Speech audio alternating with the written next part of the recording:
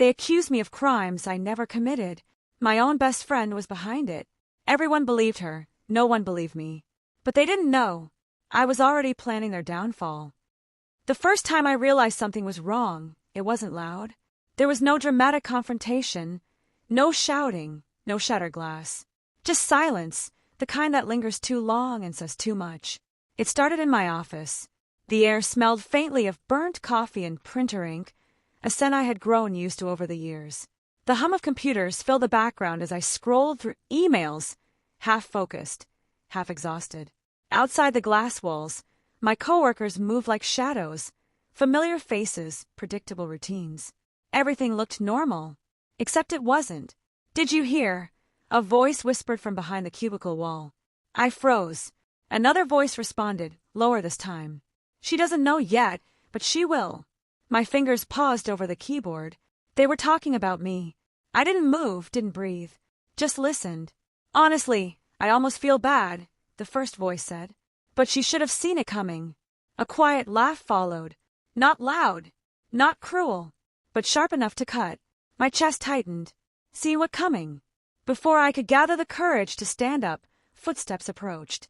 I quickly looked back at my screen, pretending to type. The voices vanished as if they had never been there. But something had shifted, something I couldn't ignore anymore. That night, the city felt colder than usual. Streetlights flickered as I walked home, their dim glow stretching shadows across the pavement.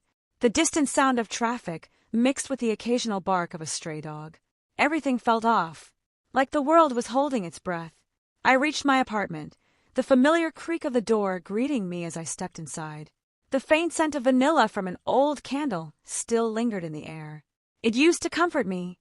Tonight it didn't. I tossed my bag onto the couch and sat down, staring blankly at the wall. "Seen it coming," I whispered to myself. What were they talking about? My mind raced through possibilities. Work mistakes, missed deadlines, office politics. But none of it made sense. I had always been careful, precise, trustworthy. Or at least, I thought I was. The next morning, everything changed. I arrived at work early, determined to shake off the unease from the night before. But the moment I stepped inside, I felt it again. Eyes, watching me. Conversations stopped as I passed. People avoided my gaze. Some offered forced smiles, others looked away entirely. It was subtle, but undeniable. I made my way to my desk, trying to keep my composure. My hands trembled slightly as I reached for my keyboard. That's when I saw it. An email. Subject, urgent, internal review. My heart skipped. I clicked it, and in that moment, everything fell apart. The words blurred at first, but one sentence stood out like a knife. "We have received multiple reports regarding your conduct and integrity." My breath caught. Reports? What reports? I kept reading, each word heavier than the last. Accusations, complaints, allegations I had never even imagined.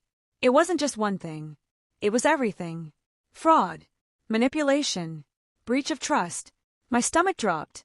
This isn't real," I muttered, shaking my head. But it was. Someone had built a case against me. Carefully, deliberately, and worst of all, convincingly. By lunchtime, the whispers had turned into distance. No one sat near me.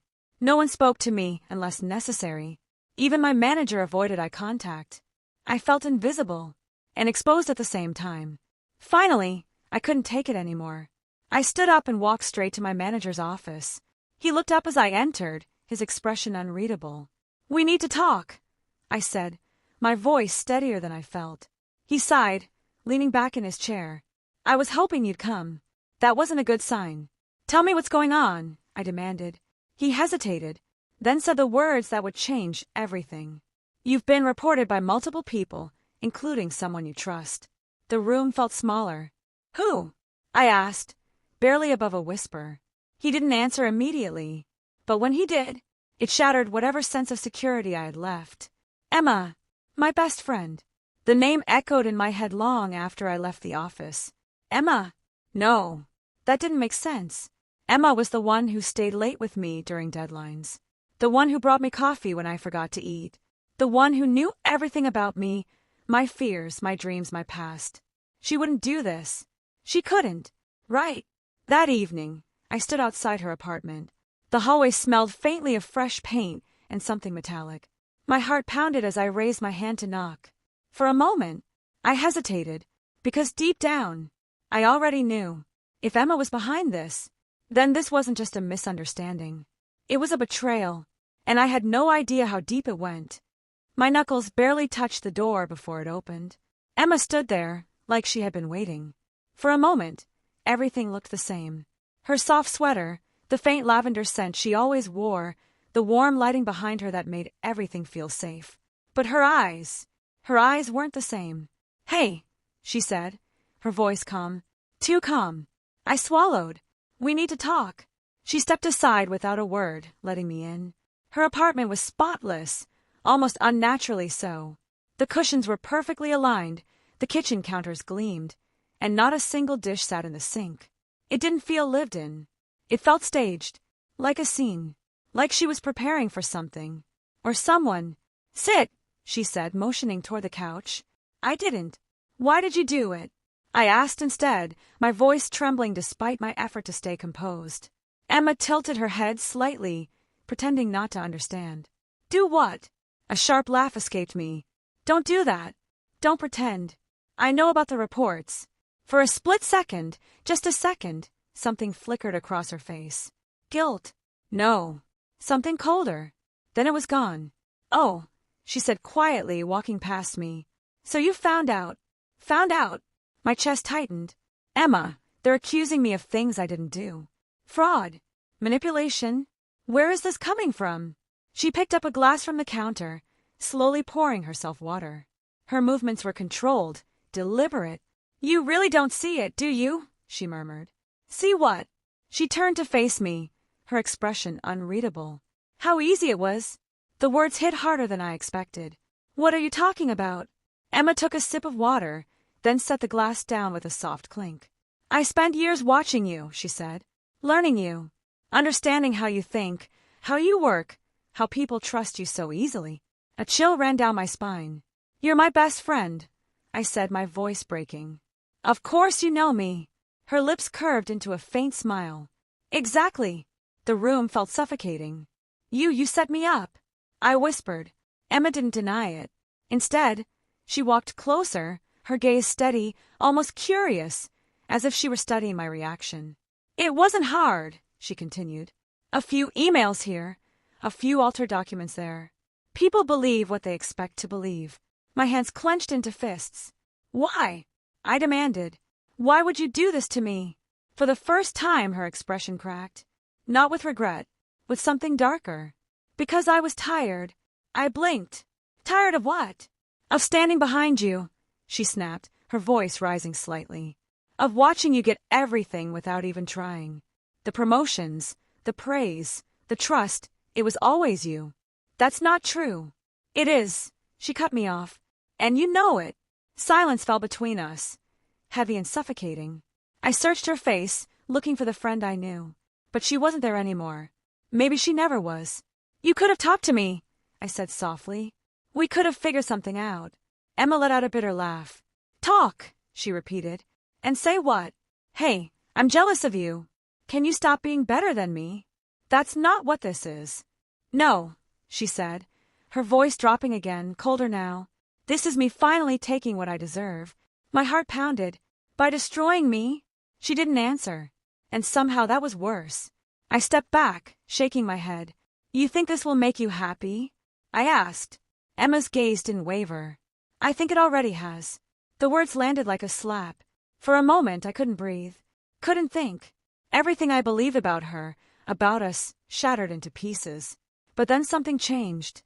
A thought. A realization. Emma had planned this carefully. She had built lies, so convincing that everyone believed them. Which meant there had to be proof. Fabricated. Constructed. Hidden somewhere. And if she could create lies this perfectly, then maybe I could do the same. But better. I straightened, my expression shifting. Emma noticed. Her eyes narrowed slightly. "What?" I forced a small, calm smile.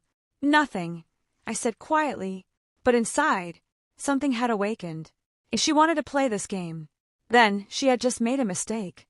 because she taught me exactly how to win it. As I walked toward the door, Emma's voice stopped me. "You should stop fighting it," she said. "It'll only make things worse." I paused, my hand on the handle. Then I glanced back at her. "For you," I replied, and walked out. The hallway felt colder than before, the air heavier.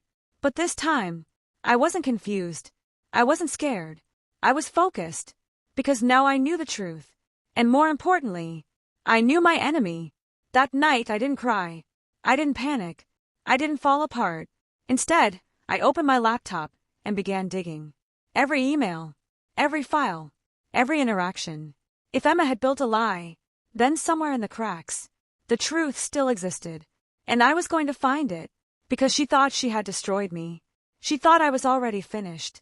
But she didn't realize one thing. I was just getting started. The night stretched endlessly, but I didn't feel tired. I felt awake, more awake than I had ever been. The soft glow of my laptop illuminated the room, casting shadows that seemed to shift with every passing second. Outside, the city had gone quiet, but inside my mind everything was loud. Every memory, every detail, every moment with Emma. I replayed it all, not as a friend anymore, but as someone searching for cracks in a carefully built lie. At first, it felt impossible. Emma had been precise, clean, strategic. The accusations against me weren't random, they were structured, layered, supported by what looked like solid evidence. Emails, documents, transaction logs, everything pointed to me. And that was exactly the problem. It was too perfect. "No one's that perfect," I whispered to myself. Not even Emma. I started with the emails. Hundreds of them. Some real, some not. I noticed subtle inconsistencies, tiny things most people would overlook. A timestamp that didn't align with my schedule, a phrasing I would never use, an attachment name that didn't follow my usual format. Small details, but they mattered, because lies, no matter how well crafted, always leave fingerprints. Hours turned into morning. The sky shifted from deep black to pale gray, and the first light of dawn crept through my window. I hadn't slept, but I didn't need to. Not anymore, because I had found something. A single email, buried deep, almost invisible. At first glance, it looked normal. Just another thread in a long chain of conversations. But when I opened the metadata, my heart started pounding. This can't be right. The email had been sent from my account, but not from my device, not from my location. I leaned back, exhaling slowly. Emma had been careful, but not careful enough. That was my first real piece of proof, and it changed everything. The next few days, I became someone else. At work, I played the part. Quiet, withdrawn, defeated. I let them believe it. I let them watch me crumble. Because the more they underestimated me, the easier it became. Emma noticed. Of course she did. She always noticed everything. "You look tired," she said one afternoon, leaning casually against my desk. Her voice was soft, almost concerned. It would have been convincing if I didn't know the truth. "Just dealing with everything," I replied, keeping my tone low. She nodded slowly, studying me. "Maybe you should stop fighting it," she said gently. "Sometimes it's easier to just accept things." I looked up at her, meeting her eyes. And for a brief moment, I saw it. Not concern, not guilt, satisfaction. "Maybe you're right," I said quietly. Her lips curved slightly. That tiny reaction told me everything. She thought she had already won. But she hadn't. Not even close. That evening, I met someone I never thought I'd need. Daniel. He sat across from me in a dimly lit cafe, the scent of roasted coffee beans thick in the air. Rain tapped softly against the windows, creating a steady rhythm that filled the silence between us. "You're saying someone framed you," he said, his voice calm but skeptical. "Yes. And you think you can prove it?"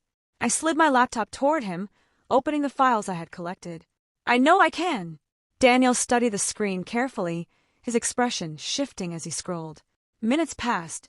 Then he leaned back, exhaling slowly. "This is interesting." "That's one way to put it," I replied. He looked at me, sharper now. Whoever did this knew exactly what they were doing. "I know," I said. "I taught her." Daniel raised an eyebrow. "She your friend?" "Not anymore." Silence settled again. Then he nodded. "All right," he said. If you're right, this isn't just a setup. It's a strategy. I leaned forward slightly. And he met my gaze. And if you want to take her down, you can't just defend yourself. My heartbeat quickened. What do you mean? His lips pressed into a thin line. You have to make her expose herself. The words hung in the air. Heavy. Dangerous. Because that meant one thing. I couldn't just prove my innocence. I had to play her game. And beat her at it. Over the next week, we built a plan. Carefully. Patiently. Every move calculated. Every step deliberate. I started feeding small pieces of false information. Harmless things at first. Tiny details that only Emma would notice. And just like I expected, they came back. Twisted. Used against me. Proof. Not enough yet. But close. Each time it happened, Daniel documented everything. Patterns. Timelines. Connections. The web Emma had built was slowly unraveling. But the closer I got to the truth, the more dangerous it became. Because Emma wasn't stupid. She started watching me more closely, asking more questions. Her tone shifted. Subtle, but noticeable. You've been different, she said one evening as we walked out of the office. Have I? I replied. She nodded, her eyes narrowing slightly. Yes, like you're hiding something. I smiled faintly. Maybe I learned from the best. She stopped walking. Just for a second. But it was enough. Because in that moment, I saw it. The doubt. The suspicion. The first crack in her confidence. And that's when I knew. The game had changed. This wasn't just about survival anymore. This was war. And I was done being the victim. The tension didn't snap all at once. It tightened, slowly, like a wire being pulled just a little too far. By the end of the week, the office no longer felt like a workplace. It felt like a battlefield. Every glance carried weight. Every whisper felt loaded. Even the air seemed heavier, like something was about to break. And at the center of it all was me. And Emma. I stood near the glass windows of the conference room, staring out at the gray skyline. Clouds hung low, thick and suffocating, as if the sky itself was waiting for something to happen. Behind me, the room buzzed with quiet conversations. The internal review meeting. That's what they called it. But I knew what it really was. A judgment. You ready? Daniel's voice came softly from beside me. I nodded, though my chest felt tight. As I'll ever be. He studied me for a moment. Once this starts, there's no going back. I let out a slow breath. Good. Across the room, Emma stood near the table, speaking calmly with a few senior managers. She looked composed, confident, untouchable. When her eyes met mine, she smiled, not warmly, not kindly, but knowingly, like she still believed she controlled the ending. She didn't. The meeting began. Papers shuffled. Chairs scraped softly against the floor. The faint hum of the projector filled the silence as the first slide appeared on screen. My name, followed by a list of accusations, each one heavier than the last. Fraud, data manipulation, breach of trust. Do you have anything to say before we proceed? One of the executives asked, his tone formal, detached. All eyes turned to me. This was it, the moment everything either collapsed or changed. I stepped forward. Yes, I said calmly. A ripple of surprise moved through the room. Because this wasn't the reaction they expected. I'd like to start with the evidence, I continued. The executive nodded. Go ahead. Daniel moved to the front, connecting his laptop to the projector. The screen flickered, then changed. Let's talk about the emails, he said, his voice steady. A few people shifted in their seats. Emma didn't move, but I saw it, that slight tension in her shoulders. Daniel pulled up the first document. According to the report, these messages were sent from her account, he said, gesturing toward me. However, he clicked. A new screen appeared. Metadata, locations, timestamps. These emails were not sent from her device, he continued, or her location. A murmur spread through the room. That's not possible, someone said. Daniel didn't hesitate. It is, and it's verifiable. I watched Emma carefully. Her expression remained calm. But her eyes were sharper now. Calculating. Maybe her account was compromised, another voice suggested. Daniel nodded slightly. That's a fair point. He clicked again, which is why we looked deeper. The next slide appeared, A pattern. A timeline. Every false piece of information that had been used against me. And something else. Connections. These specific details, Daniel said, were only shared with one person. The room went still. I stepped forward again. Emma! Her name landed like a stone in water. Ripples spreading through the silence. All eyes turned to her. She didn't flinch. Didn't panic. Instead, she smiled. "This is ridiculous," she said calmly. "You're trying to shift blame because you got caught." Some people nodded. Doubt flickered again. For a second, I almost felt it too. That fear. That uncertainty. But then Daniel spoke again. "Not quite." He clicked one last time. The final piece. A recorded audio file. The room filled with a soft crackle as the sound began to play. At first, it was just background noise. Movement. A faint echo. Then, a voice. Emma's voice. "I spent years watching you, learning you, understanding how people trust you so easily." Her own words. From that night, from her apartment, the color drained from her face. The room erupted. Voices overlapping. Questions firing. Shock spreading like wildfire. "That's been edited," Emma started, her composure finally cracking. "It hasn't," Daniel said firmly. "We had it verified." I stepped closer. Not angrily. Not aggressively. But with something far more powerful. Certainty. "You were right about one thing," I said quietly. Emma looked at me, her confidence slipping for the first time. "It was easy to believe the lies," I continued. Her breathing quickened. "But you forgot something." I held her gaze, unblinking. "Lies don't just destroy people." I paused, letting the silence settle. "They destroy the person who creates them too." For the first time, Emma had no response. Security was called. The meeting dissolved into chaos. And just like that, the narrative shifted. By the end of the day, I wasn't the accused anymore. I was the one who exposed everything. But as I walked out of the building, the cold air hit my face, sharp and grounding. I should have felt relieved, victorious, free. But I didn't. Because deep down, I knew something wasn't over. As I reached my car, my phone buzzed. A message. Unknown number. I opened it, and my blood ran cold. "You really think this was the whole story?" I stared at the screen, my heart pounding again. Because this wasn't just revenge anymore. This was something bigger. And it wasn't finished. For a long moment, I just stood there. The cold air pressed against my skin, but I barely felt it. My eyes stayed locked on the screen, rereading the message again and again. "You really think this was the whole story?" A chill crept down my spine. Emma was already exposed. Her lies had collapsed in front of everyone. So who? Who was this? That night, sleep didn't come. The apartment felt different now, quieter, heavier. The same vanilla scent lingered in the air, but it no longer felt like comfort. It felt like a memory of someone I used to be. Someone naive. I sat on the floor, my back against the couch.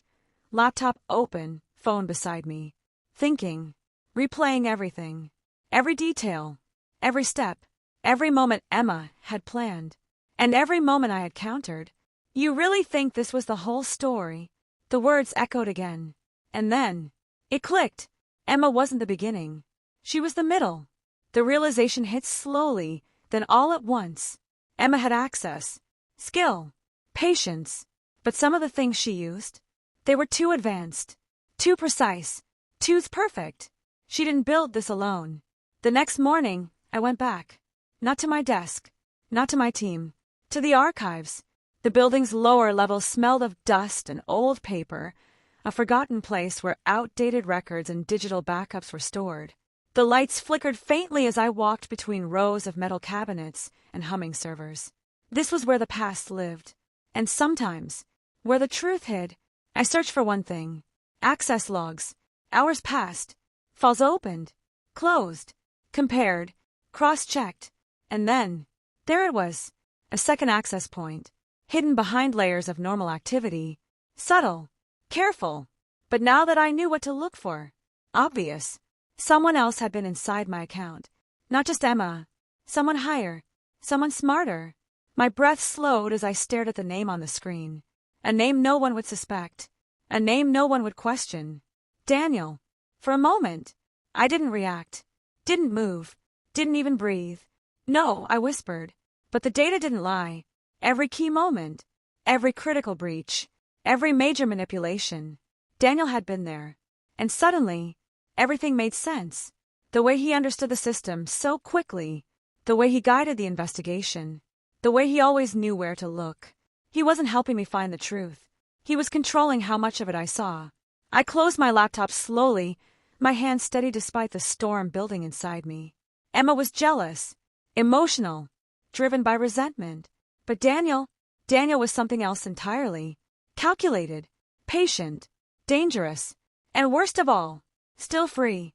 That evening, I agreed to meet him. Same cafe, same corner table, same quiet rain tapping against the windows. He smiled when I walked in, like nothing had changed, like everything was still under control. "You did good," he said, as I sat down. "Better than I expected." I held his gaze. "Why?" I asked. He didn't pretend this time, didn't deny it. Instead, he leaned back, studying me with quiet interest. "Because you were perfect," he said simply. My jaw tightened. "Explain." "You had the reputation," he continued. "The trust, the clean record. Framing you created impact." I felt anger rise, but I kept it contained. "And Emma," a faint smirk touched his lips. "She was useful." The words landed cold. "You used her," I said. "I gave her an opportunity," he corrected. "She chose what to do with it." "And now?" I asked quietly. His eyes darkened slightly. "Now you've made things complicated." Silence stretched between us. Heavy, sharp. "You could have walked away," he added. "Let it end with her." I leaned forward slightly. "And let you do it again to someone else?" For the first time, his smile faded. "You're not as predictable as I thought," he said. I held his gaze. "Neither are you." Then I reached into my bag and placed something on the table. A small device. Recording. His eyes flickered. Just for a second. But that was enough. "You really should have stopped while you were ahead," I said quietly. Because this time, I hadn't just been reacting. I had been planning. From the moment I got that message, I knew. And everything since then, this meeting, this conversation, his confession, it wasn't for me. It was for them. Across the cafe, unnoticed until now, two figures stood. Authorities. Daniel's expression shifted. Not panic. Not fear. Respect. "Impressive," he murmured. But it was too late. As they approached, the illusion finally broke. No more control. No more hidden moves. No more lies. Just consequences. Weeks later, everything was different. My name was cleared. Publicly. Completely. Emma faced the consequences of her actions. Not just professionally, but personally. Because in the end, the truth didn't just expose what she did. It exposed who she had become. And Daniel, his story didn't end quietly. Because people like him don't just disappear. They leave damage behind. But not this time. This time, he was stopped. One evening, I stood by my window, watching the city lights flicker to life. The same view. The same world. But I wasn't the same person anymore. I had trusted blindly, believed easily, ignored the small signs. Not anymore. Because I learned something through all of this. Something deeper than betrayal. Deeper than revenge. Lies don't just test your strength. They force you to rebuild it. And sometimes, the worst nightmare you can create for someone is the truth.